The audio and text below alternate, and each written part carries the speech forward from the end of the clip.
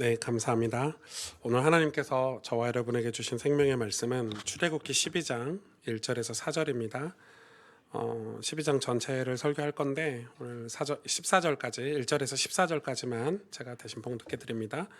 여호와께서 애굽 땅에서 모세와 아론에게 일러 말씀하시되 이 달을 너희에게 달의 시작 곧 해 첫 달이 되게 하고 너희는 이스라엘 온 회중에게 말하여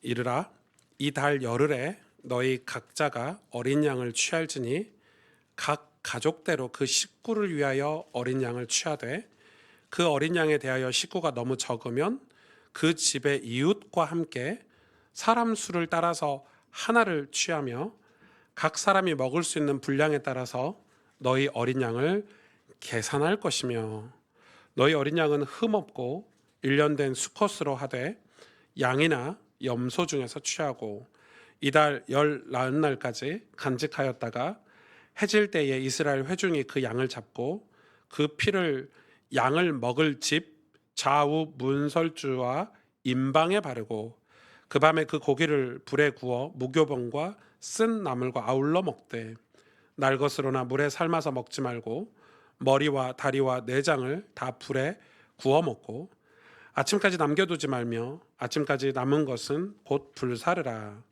너희는 그것을 이렇게 먹을지니 허리에 띠를 띠고 발에 신을 신고 손에 지팡이를 잡고 급히 먹으라.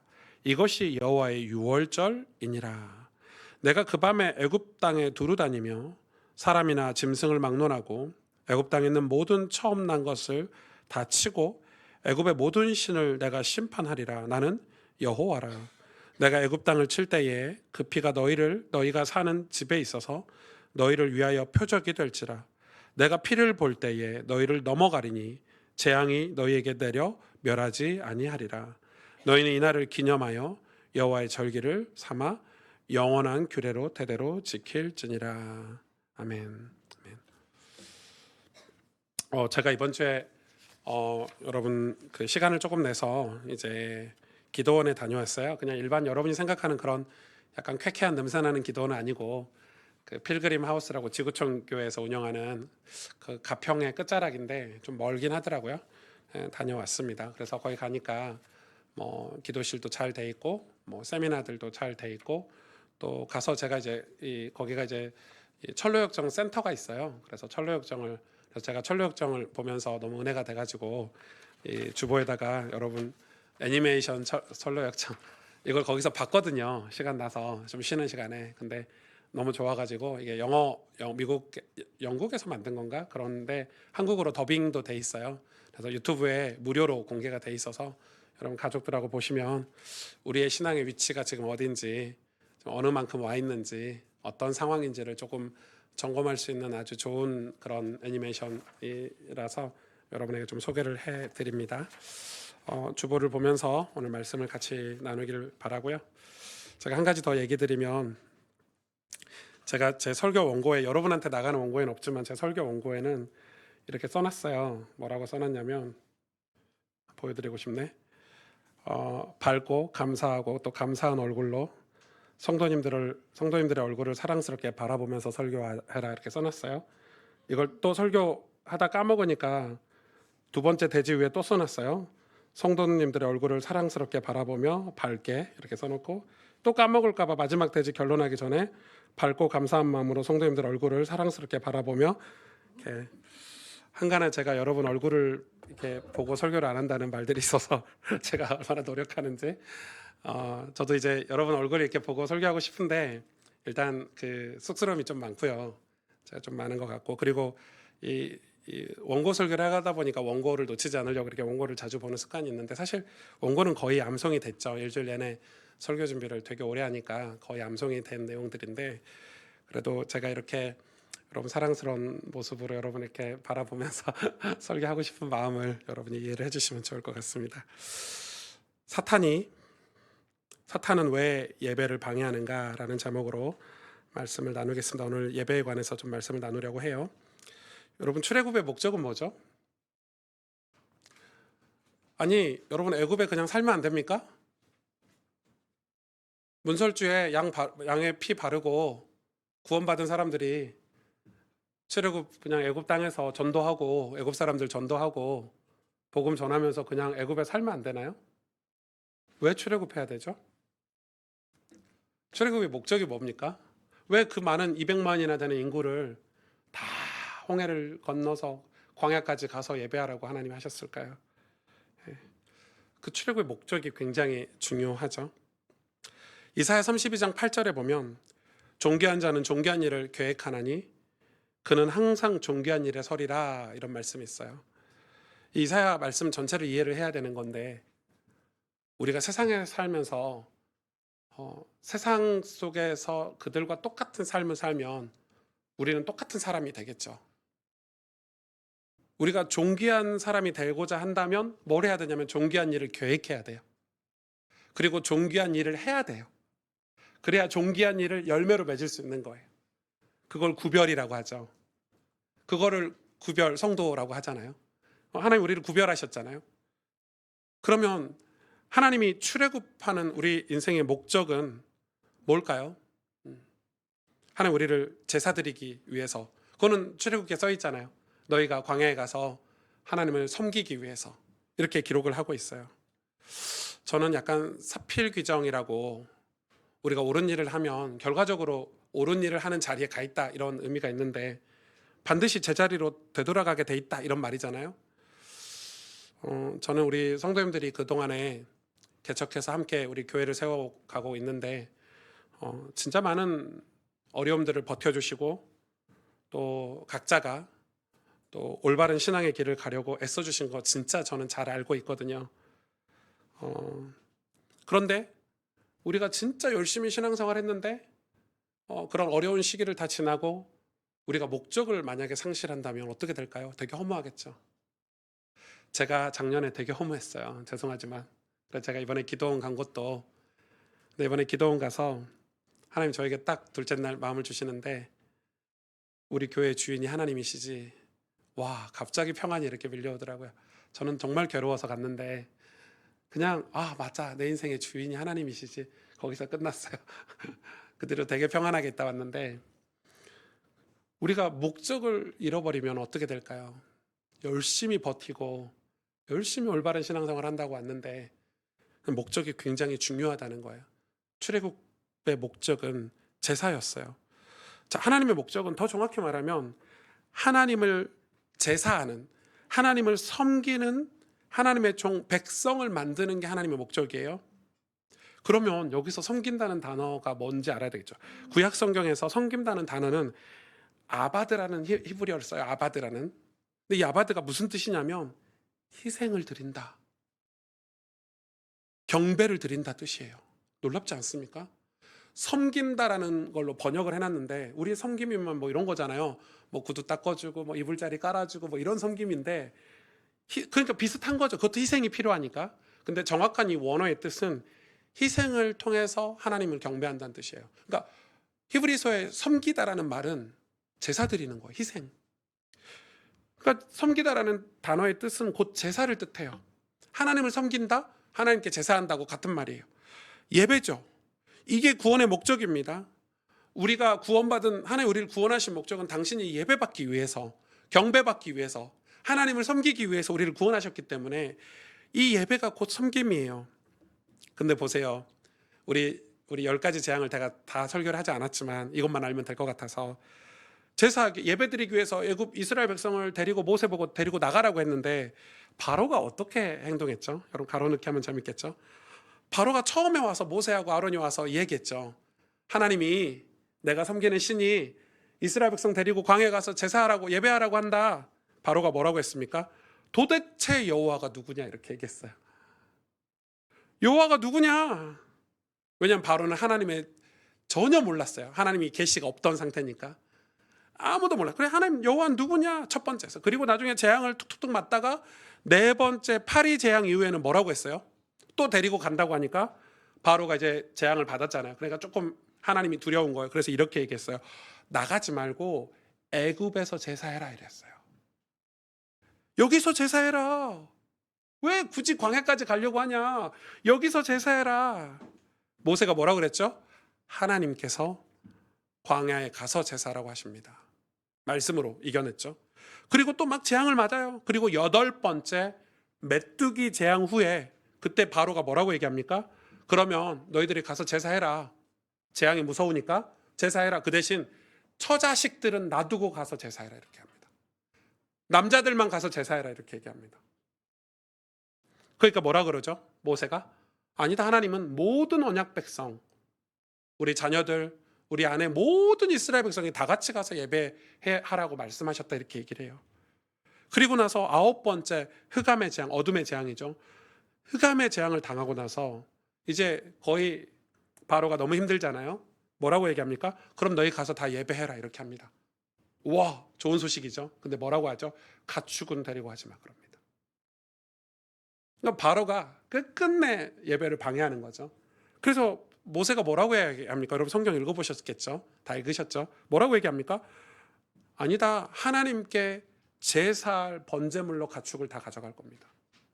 그리고 만약에 우리가 가축이 부족하다면 바로 왕께서 왕이라도 이 제사 드릴 번제물을 우리에게 주셔야 할 겁니다. 딱 그렇게 단호하게 얘기합니다. 그리고 우리는 남김없이 가축을 다 데리고 나가서 제사를 여호와를 섬길 것입니다. 이렇게 얘기합니다. 여러분 그리고 마지막 10번째 장자가 죽는 재앙을 당하고 뭐라고 합니까? 포기하죠. 다 나가라. 그러면 바로가 거기서 포기했습니까? 포기 안 했어요. 이스라엘 백성 200만 명이 홍해를 건너가려고 광야로 가는데 바로가 갑자기 정신이 돌아왔는지 군대를 동원해 가지고요. 이스라엘 마병을 동원해서 이스라엘을 죽이려고 쫓아오잖아요. 여러분 아시죠? 끝까지 예배 드리지 못하도록 방해한 게 바로입니다. 여러분 성경에서 바로는 사탄의 하수인 역할로 나옵니다. 마귀예요. 악한 영의 하수인 역할로 이 애굽의 왕인 바로가 나오는 거예요. 하나님의 백성이 예배하는 걸 방해해요. 어느 정도 방해하냐? 끝까지 포기하지 않습니다. 우린 그걸 알고 기도해야 돼요. 제가 철로역정 거기 이 산에다가 이렇게 되게 잘 해놓으셨더라고요. 지구촌 교회 성도님들이 엄청나게 기부를 많이 하셨더라고요. 근데 그 중에 이제 아주 제가 이제 알고 있는 내용인데 표현을 그렇게 해놓으신 거죠. 이렇게 한쪽에서 보면 가운데 불이 타고 있어요. 불이 이렇게 타고 있으면 마귀가 형상을 한 마귀가 뭘 붓고 있냐면 물을 붓고 있어요. 물을 불 끄려고. 이 불은 뭐예요? 성령이죠. 불 끄려고. 그리고 반대로 이렇게 돌아가면은 아무 형상이 없어요. 공중에 떠 있어요. 이 주전자가, 이 그릇이. 거기는 기름을 붓고 있어요. 예수님인 거죠. 한쪽은 기름 붓고 있고 불 타오르게 하려고, 한쪽은 물 붓고 있는 거예요. 제가 보면서 저도 이제 거기서 제가 이렇게 그릇 잡고 사진도 찍었는데, 그러니까 지금 우리가 성령을 소멸시켜서 우리가 예배드리지 못하도록, 신앙생활 하지 못하도록 마귀는 지금도 일하고 있는 거예요. 그러면 우리가 여기서 예배를 좀 배워야 되겠죠. 공예배는 뭐죠? 주일날 교회에서 1부, 2부 이게 공예배잖아요. 왜 이게 공예배라고 하죠? 이 예배가 어떤 의미가 있을까요? 공예배는 구원받은 하나님의 백성들, 성도들이 회집해서 드리는 예배를 공예배라 그래요. 그러면 여러분 나눔터, 나눔터가 모여서 예배하면 무슨 예배예요? 그냥 소그룹 예배예요. 우리 옛날에 구역 예배라고 하죠. 가족들끼리 예배하면 그 예배를 뭐라고 합니까? 공예배라고 합니까? 아니죠. 무슨 예배죠? 가정 예배. 가족 예배. 여러분 가족 예배 드리세요? 네. 제 한 2년 뒤 사역이 가정 예배 사역이거든요. 2년 뒤. 아직 조금 더 가야 되겠죠? 네. 근데 가정 예배를 드리셔야 돼요. 그리고 개인이 드리는 것도 예배라고 하죠. 개인 예배. 혹은 혼자 드리는 예배를 묵상 이렇게 얘기도 하죠. 그것도 예배예요. 근데 공예배는 아니죠. 이런 예배를, 공예배를 제외한 나머지 모든 예배를 우리가 삶의 예배라고 말들을 많이 합니다. 특히 코로나 때 그런 얘기를 되게 많이 했죠. 하나님 어디 계시니까 우리 마음만 깨끗하게 바른 마음으로 하나님 예배하면 돼, 뭐 이런 식으로. 그런데 악의적으로 교회를 무너뜨리는 세력이, 교회 안에 있는 이 신학교 안에 있는 악의적으로 교회를 무너뜨리는 세력이 뭐라고 하냐면 그 삶의 예배를 가지고 공예배를 부정합니다. 교회를 부정해요. 그러면 이런 분들이 이런 얘기를 해요. 시대가 어떻다, 상황이 어떻다, 이런 얘기를 계속해요. 그렇죠. 우리는 그게 지성인이니까 신문도 보고 공부도 했으니까 상황이 어떤지 시대가 어떤지 이해가 다 돼요. 거기에 전혀 이견이 없어요, 여러분. 우리가 어려워서 주일날 일해서 교회를 못 옵니다. 이게 이견이 없잖아요. 그런데 논점은 뭐냐면 공예배를 흐트러뜨리는 거예요. 공예배를 흐트러뜨리는 거예요. 근데 그분들이 주로 인용하는 성경 구절이 뭔지 아십니까? 요한복음 4장 23절 24절이에요. 무슨 예배죠? 거기에 뭐가 나왔죠? 사마리아 여인이, 예수님이 사마리아 땅에 사마리아 여인을 만나는데 사마리아 여인 보고 왜 예배 드리지 않냐 이렇게 했더니 사마리아 여인이 예배는 예루살렘 성, 당신들이 있는 그 성에서 그 장소에서 드려야 하나님 받으시는 거 아니냐. 그랬더니 예수님이 아니다. 이 산도 아니고 저 산도 아니고 영과 진리로 드리는 예배를 받는다. 그 예배자를 찾고 계신다 이렇게 말씀하시잖아요. 이게 이제 뭐라면 이 성경 구절이 그런 삶의 예배를 주장하는 사람들에게 딱 맞는 거죠. 근데 이건 요한복음 4장에 대한 완전한 오해와 무지에서 나온 이야기예요. 너무너무 무지한 거예요. 그래서 그분들이 이야기하는 거예요. 온전한 심령으로, 온전한 마음으로 어디서나 예배드리면 되지, 이거예요. 여러분 맞는 말 같죠? 일리가 있어. 여러분 미국에서 이런 게 유행했죠. 이게 이머징 처치 이런 거거든요. 그게 다 나쁘다는 건 아니고, 근데 그런 주장들을 하는 거예요. 근데 예수님이 말씀하시는 요한복음 4장의 참예배는, 여기서 참예배가 뭐죠? 이 참이 거짓과 가짜에 반대되는 참인가요? 아니에요. 그러니까 가짜의 반대 참이 아니에요. 그래서 경건한 예배, 온전한 예배, 뜨거운 예배, 막 가슴 절절한 예배, 이런 예배가 참 예배가 아니에요. 참 예배는 뭡니까? 그러면 여기서 참은 뭡니까? 구약의 그림자와 반대되는 참이에요. 자, 구약의 그리심산에서 예배해라, 시온산에서 예배해라, 성전에서 예배해라. 구약은 하나님 예배 장소를 지정해 주셨어요. 거기서 예배해야 하나님 받으시는 거예요. 거기서 양을 잡아서 드리는 제사, 염소를 잡아서 드리는 제사, 피 흘려가지고 대속해서 정갈시켜서 드리는 제사, 그 제사의 반대가 참이에요. 그럼 뭐죠? 여기서 참은 실체를 얘기하는 거예요. 구약은 그림자잖아요. 예수님의 그림자. 그러면은 예수님이 지금 이 요한복음에 말하는 참은 실체를 얘기하는 거. 뭐죠? 실체가 누구예요? 예수님이죠. 곧 예수님이에요. 예수님이 참 성전이고 예수님이 참 제물이고, 그래서 약속의 실체이신 예수님 안에서 드리는 예배를 무슨 예배다? 참 예배다. 예수님이 없는 예배는 참 예배가 아니고, 이제는 예수님, 그래서 이제는 그림자 예배가 끝났다는 거예요. 그걸 사마리아 여인에게 처음으로 선포하신 거. 이제 그림자 예배가 끝났어. 이제 양 잡지 않아도 돼. 내가 실체, 그 양이야. 내가 그 염소야. 내가 그 제물이야. 희생 제물이야. 진리이신 예수 그리스도 안에서 성령으로 말미암아 드리는 예배, 그리스도를 통하지 않고 예배할 수 없다는 거예요. 그런데 중요한 거는 이 본문이 공예배를 반대하는 말씀인가요? 아니죠. 오히려 참 예배 방법은 공예배예요. 왜? 영과 진리로 예배를 드리라고 그랬는데, 여기서 영은 뭐예요? 성령이에요. 진리는 뭐예요? 예수님이죠. 성령과 예수님으로 말미암아 드리는 예배인데, 여러분 성령과 예수님이 하시는 일이 뭐예요?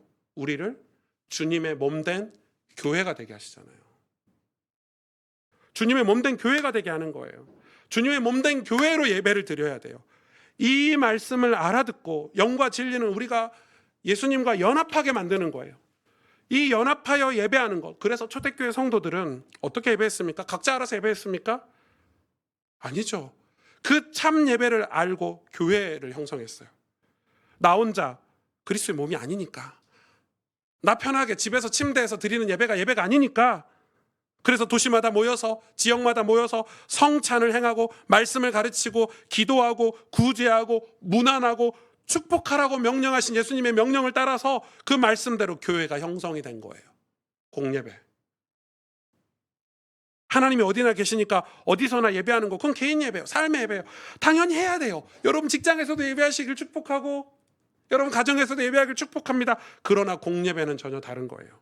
하나님께서 명령하셨기 때문이에요. 그래서 구원받은 자라고 한다면, 이 주님의 몸된 교회를 이해하는 사람이라면 이 공예배는 절대적인 가치를 지니는 예배예요. 교회는 이 예배 때문에 존재하는데요. 공예배가 의미가 없다면 이 교회가 왜 있습니까? 가스펠 교회가 그냥 1대1로 사역하고 유튜브로 1대1로 줌으로 다 예배하고 사역하고 이러면 되지. 구원의 목적이 뭡니까, 여러분? 그럼 예배예요. 하나님께 제사 드리는 거예요. 하나님을 섬기는 거예요.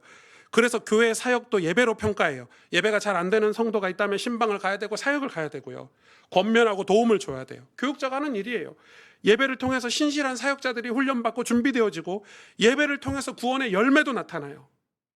이 예배는 1시간짜리 행사가 아니에요.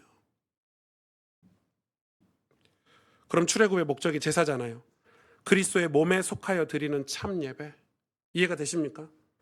영과 진리로 드리는 예배. 그래서 예배를 포기할 수 없는 거예요. 다니엘서 보세요. 구약에 예배를 드릴 수 없는 포로였잖아요. 그럼 다니엘이 포기했습니까? 나는 포로니까 혼자 예배 드리자. 아니요. 창문 열어놓고 예루살렘 성전, 하나님이 예배 받으시는 그 장소를 향해서요, 사모했어요. 언제 포로에서 벗어나서 저기 가서 하나님을 예배할까? 공예배를 드릴까? 느헤미야에는 그 얘기를 하는 거예요. 느헤미야가 무슨 일 했습니까? 여기서도 예배 드릴 수 있어요, 편하게. 그런데 성전을 짓고 예배 장소를 짓고 우린 거기서 하나님을 예배하자. 하나님이 임재하시겠다고 약속하신 땅에 가서 예배하자. 그 약속을 믿고 예배를 하는 거예요. 여러분, 예배가 구원의 목적이에요. 성경 전체가 예배 얘기예요. 구원과 예배 얘기예요. 오늘 본문 14절에 보세요. 너희는 이 날을 기념하여 여호와의 절기를 삼아 영원한 규례로 대대로 지켜. 이 날을 기념하는, 이 날이 무슨 날이죠? 유월절. 예배 드리러 갈 수 있는 날, 예배 드리러 허락받은 날, 마귀에게서 승리하고 예배 드리러 출발한 날이잖아요. 그럼 이 날은, 이 유월절이 엄청 중요해요. 도대체 유월절이 뭐길래 우리가 악한 영들이 두 손 두 발을 다 들을 수 있었나? 유월절 내용이 오늘 본문 내용이거든요. 1절부터 14절. 제가 자세히는 안 볼게요. 그러나 들어만 보세요. 유월절의 내용은 뭐냐면 매달 첫 달 10일에 어린 양을 준비하래요. 근데 어린 양을 아무거나 준비하는 게 아니라 1년 된 순양 혹은 숫염소, 염소도 되는 거예요. 그럼 성경 잘 안 보면 염소는 마치 하나님 안 받으시는 이건데, 그렇지 않습니다. 염소 같은 우리 인생들 다 받으셨잖아요. 14일, 그리고 14일에 이 양을 잡아서 이 피를 좌우 문설주와 임방에 다 바르는 거예요. 그러니까 문 전체에 다 바르는 거예요. 어린 양의 피를 다 바르게 하셨어요. 왜요? 그냥 피 흘리면 되는 거 아닌가? 왜 문설주에 바르라고 했죠? 이 유월절 희생된 어린 양은 이스라엘, 그러니까 우리죠. 이스라엘 백성들의 장자가 죽어야 되는데 그 장자를 대신해서 죽은 제물인 거예요. 이해가 되시죠?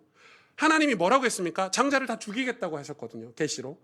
그러면 이 장자가 죽어야 되는데 이 장자를 대신해서 양들을 다 잡은 거예요. 집집마다. 생각해 보세요. 여러분 상상이 안 갈걸요. 200만 명이에요. 그 당시 애굽 사람이 숫자가 200만 명이 넘는다고. 200만 명이 양을 다 잡았어요. 동시에. 피비린내가 나겠죠. 곡소리 나겠죠. 어마무시한 양들이 다 잡혔겠죠. 오늘 하나님이 얼마나 친절하게 설명하신 줄 아세요? 양 잡았는데 고기가 남으면 옆집까지 구원하라, 이렇게 이야기하잖아요. 숫자에 맞춰서 다 양을 잡으래. 그러니까 우리 구원은 개인 구원이에요. 다 구원을 정확하게 내 양을 잡아야 되는 거. 내가 구원받을 걸 정확히 해야 되는 거예요. 그래서 그걸 다 내 대신, 장자 대신 죽은 제물을 피를 바르라고 하는데, 이게 뭐예요? 여러분, 이 교리지만, 어려운 단어지만 알고 계셔야 돼요. 교회를 오래 다니시면. 대속의 원리예요. 대속. 나 대신 죄를 속해줬다는 거예요. 대속한 거예요. 예수님이 뭘로 오셨어요? 우리에게 대속제물로 오셨잖아요. 너희가 출애굽한 이유는 유월절 제물로 인해서 가능하다는 걸 기억하라는 거예요. 그래서 피를 바르니까 우리 죽음의 사자가 그 피를 보고 그냥 지나갔어요. 그 지나가다는 단어를 그대로 써요. 유월절이라는 단어, 영어 단어를 패스오버라고. 패스오버라고 그대로 써요. 유월절 영어 단어가 패스오버거든요. 그냥 지나가는 거예요. 그래서 그리스도의 십자가 피는 죽음을 이기는 피예요.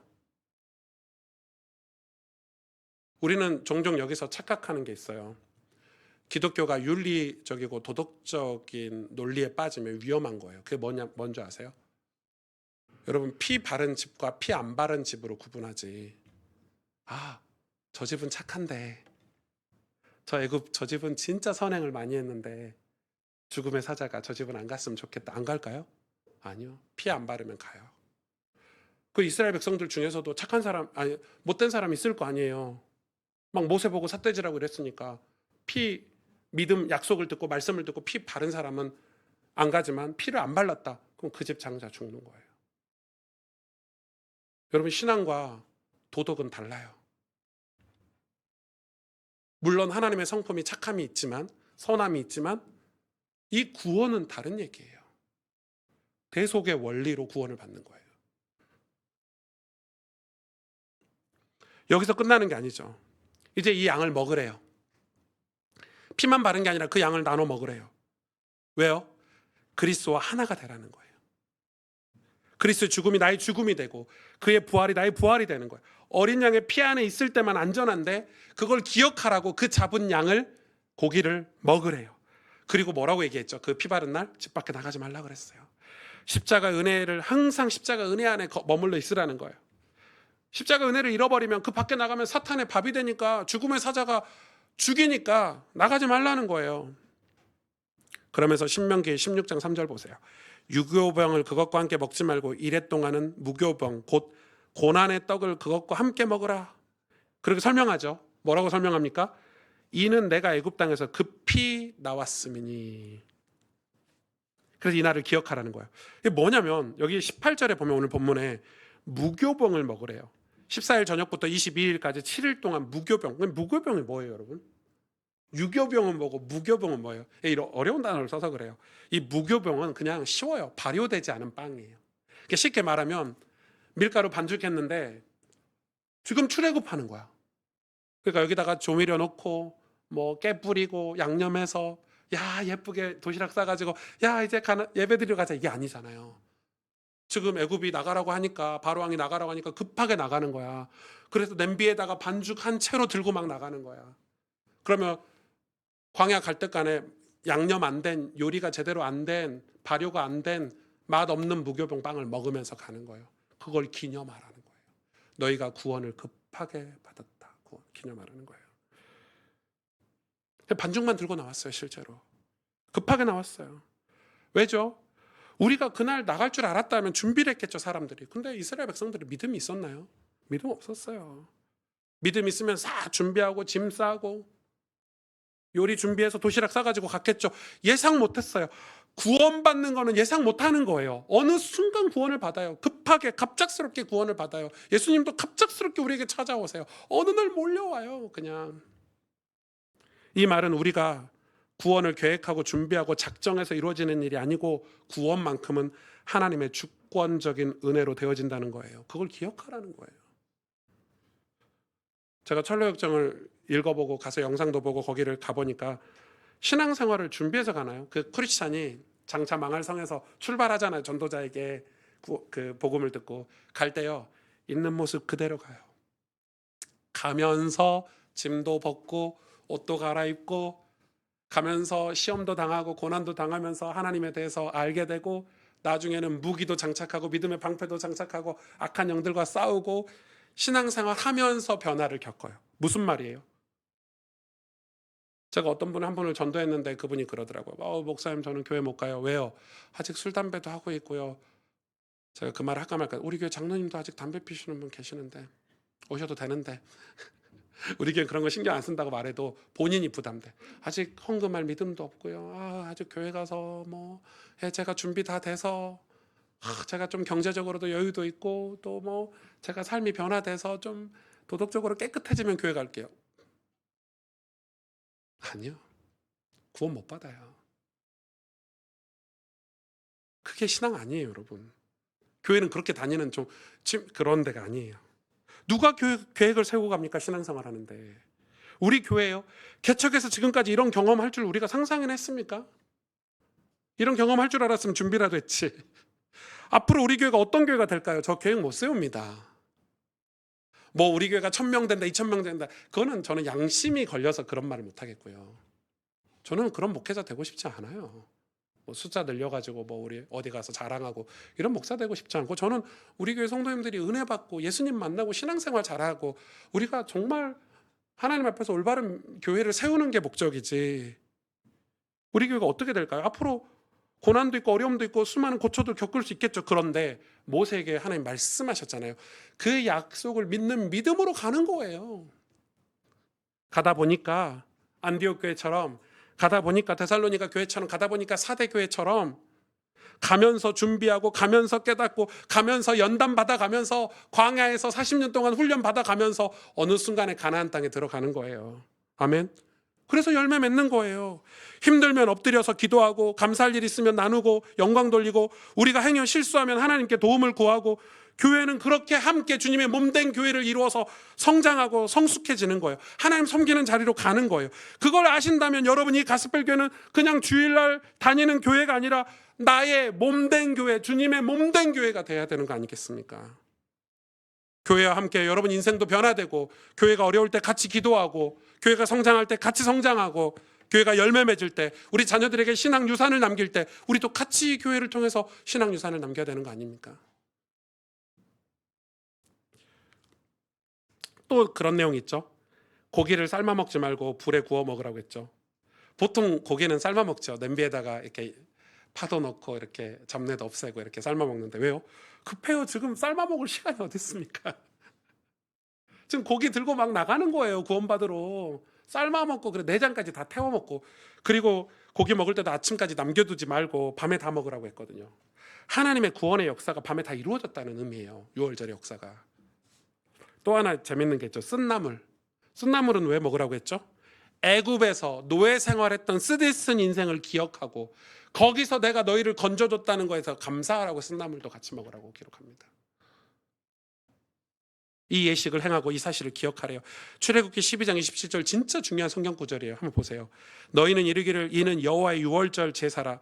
여호와께서 애굽 사람에게 재앙을 내리실 때에 애굽에 있는 이스라엘 자손의 집을 넘으사 우리의 집을 구원하셨느니라 하라 하매 백성이 머리 숙여 뭐하니라?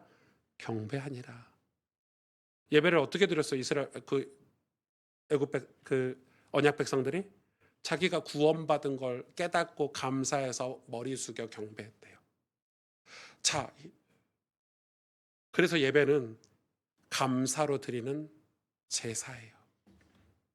누가 제일 이야기를 많이 했죠? 구약에? 다윗이 얘기했잖아요. 다윗은 아는 거예요. 아니, 다 죽어가는데, 사울왕 때문에 인생이 가장 고달픈데 무슨 감사로 제사를 드립니까? 상황이나 환경은 감사할 게 없어요. 우리도 그렇잖아요. 우리 성도님들 막 감사헌금 내면 이번 주에 누가 합격했다, 누가 뭐 좋은 일 있다 하면은 감사헌금 하지. 그런 감사를 하지. 지금 다윗은 무슨 감사를 한 거예요? 내 죄를 대속해 주신 어린 양 되신 예수 그리스도의 그 십자가의 은혜. 그래서 뭐라고 그러죠? 하나님이 우리 보고 내 은혜가 족하도다. 여러분, 우리가 구원받은 거에 대한 감사, 그 감사로 제사를 드리잖아요. 그 제사는 엄청난 힘이 있습니다. 우리가 그 감사함으로 예배를 드리잖아요. 이 공예배를 드리잖아요. 엄청난 힘이 있습니다. 근데 마귀는, 사탄은 그거 못하게 하는 거예요. 제사는 그냥 제사가 아니라 희생 제사예요. 그래서 제사 앞에는 희생이란 단어가 붙어야 돼요, 원래는. 그럼 우리 예배도 똑같아요. 희생하는 제물이 있는 제사, 이거잖아요. 희생하는 제물이 있는 예배. 희생하는 제물이 뭡니까? 시편 50편 14절에 15절 감사로 하나님께 제사를 드리며 지존하신 이에게 내 서원을 갚으며 환난 날에 나를 부르라 내가 너를 건지리니 내가 나를 영화롭게 하리라. 하나님께 감사로 제사를 드리면요, 그리고 우리 서원을, 여기서 서원이 중요한데 이 서원은 뭐죠? 서원의 뜻이 뭐예요? 보통 뜻은 내가 하나님께 뭔가 약속한 거잖아요. 근데 내가 약속한 게 아니에요. 이 서원은 하나님의 약속을 받아들여서 그걸 지키겠다는 뜻이에요. 내가 이렇게 사업해서 하나님께 헌금할게요, 이게 서원이 아니라니까요. 우리 그런 서원들 교회에서 많이 하죠. 1,000번째 같은 거 하면서 제 사업이 잘 되면 내가 10의 구조를 하나님께 드릴게요. 내가 이 교회 건물 내가 헌당할게요. 뭐 이러면서 자기 소원을 얘기하는데, 소원은 거기다 쓰는 단어가 아니에요. 소원은 하나님의 약속을 믿고 받아들여서 제가 이 하나님의 약속을 지키겠습니다가 소원이에요. 그래서 이 소원을 가지고 하나님께 예배를 드리는 사람은 하나님이 건지시고 그 사람이 하나님을 영화롭게 하는 자리에 하나님이 축복하시겠다는 거예요. 시편 50편 8절에 나는 내 재물 때문에, 다윗이 얼마나 대단한 사람인지 보십시오. 나는 내 재물 때문에 너를 책망하지 아니하리니. 아니, 다윗에게 무슨 재물이 있어요? 하나님이 다윗을 책망하셔야 되는데 책망을 못해요. 왜? 재물이 앞에 있으니까. 심지어 그 재물을 태우는 거예요. 내 번제가 항상 내 앞에 있음이로다. 번제는 뭐예요? 5가지 제사 중에서 곡물 드리는 거 말고는 다 태우잖아요. 이 재물을 태우는 거예요. 번제가 항상 내 앞에 있으리니. 하나님 책망을 못하는 거, 우리를. 여러분, 우리 앞에 예수 그리스도가 항상 있어야 돼요.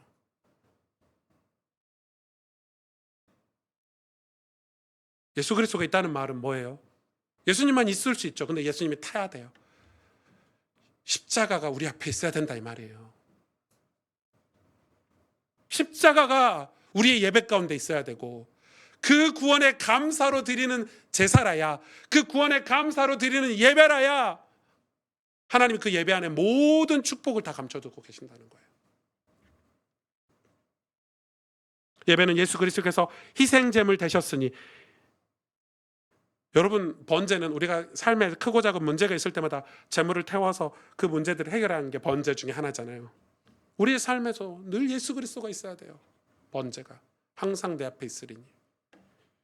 예수님이 십자가에서 다 이루셨기 때문에, 우리에게 족한 은혜를 주셨기 때문에 그걸 기억하고 그걸 감사하고 드리는 예배, 유월절을 기억하고 드리는 예배. 여러분, 감사로 예배하면 우리는 우리의 의지와 상관없이 우리 삶에서 완전히 승리할 거예요. 아멘. 아멘. 감사는 예수 그리스도가 제물 되셨다라는 그 대속의 의미를 아는 걸 뜻하니까 진짜 감사해요. 내 영혼 깊은 곳에서 나오는 감사예요. 구원의 감사예요. 우리 그거 너무 오랫동안 잃어버리고 살지 않았나? 우리가 그 구원의 감격을 너무 오랫동안 잃어버리고 살지 않았나? 사탄은 그걸 알지 못하게 한다니까요. 왜? 우리가 감사로 예배하면 하나님 우리를 영화롭게 한다고 했으니까 약속하셨잖아요. 전 그 약속 믿거든요.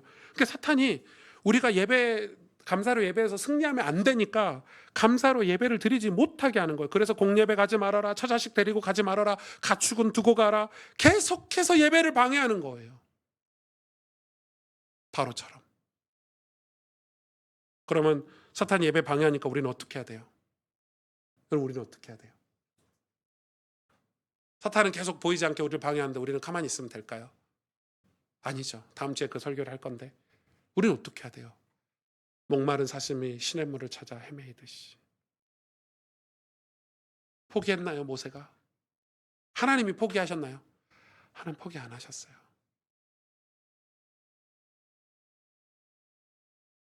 예배는 다 갖추고 정리하고 드리는 게 아니에요. 여러분, 주일날 교회 올 때 싹 정리해가지고 내 인생에 있는 문제들 다 감춰놓고 어디 창고에 다 넣어놓고 교회 갈 때는 아무 문제 없는 것처럼, 이게 예배가 아니라고요. 급하게 무교본 반죽하면서 막 그릇에 담아갖고 이렇게 오셔야 되는 게 예배예요. 여기서 십자가 앞에, 그 십자가 그늘 앞에 가서 안식을 얻지, 세상에서 안식 얻어서 교회를 가는 곳이 아니라고요. 여러분, 예배는 그런 게 아니라고요. 수준 맞는 사람들끼리 모여갖고 교제하고 친목도 모여야 하는 게 아니라고요. 언제부터 예배가 그렇게 됐습니까? 다 갖춰서 수준 높여서 도덕적인 사람들이 드리는 예배가 됐습니까? 죄인들이 오는 곳이고, 급하게 하나님께 도움을 받는 사람들이 오는 곳이고, 급하게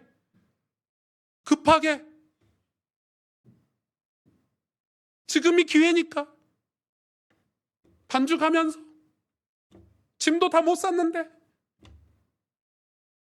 그렇게 장망성을 떠나서 예배드리러 가는 거예요. 예배하면서 우리가 하나님과 교제하고 하나님의 축복을 받을 준비가 되어지는 거고, 그리고 예배 속에서 축복을 받고 예배로 신앙이 세워지고 우리 인생이 세워지는 거예요. 예배로 교회가 세워지는 거예요. 여러분, 이 교회 존재 이유는 예배예요. 예배는 하나님을 섬기는 것이기 때문에 감사로 드리는 예배가 되면 저는 성경을 근거로 여러분에게 약속할 수 있어요. 여러분 인생이 놀랍도록 축복받을 거예요. 하나님을 영화롭게 한다고 했으니까. 여러분, 우리가 받은 축복은 우리 인생이 하나님을 영화롭게 하는 자리까지 가는 거예요. 여러분, 하나님 영화롭게 하고 싶지 않으십니까? 그 자리 우리 힘으로 못 가잖아요. 돈 많아서 하는 게 아니잖아요. 믿음으로 하는 건데. 근데 감사로 예배드리면 다윗처럼 하나님 영화롭게 할 수 있는 거예요.